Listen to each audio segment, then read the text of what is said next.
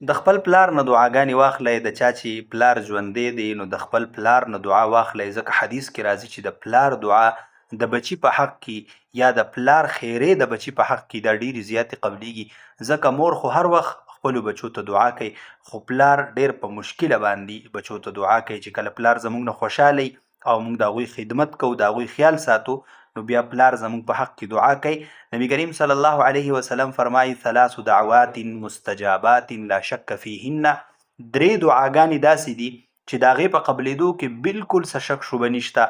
هغه دعاګانې د الله په نزد قبولې دي.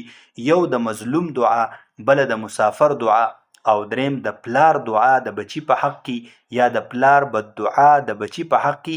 نو د خپل پلار دعاګانې واخلئ او د هغه د بد دعا نه بالکل ځان ساتئ، ځکه نبی کریم صلی الله علیه وسلم فرمایي چې د پلار د دعا په قبلېدو کې او د هغه د بد دعا په قبلېدو کې څه شک شوبه نشته.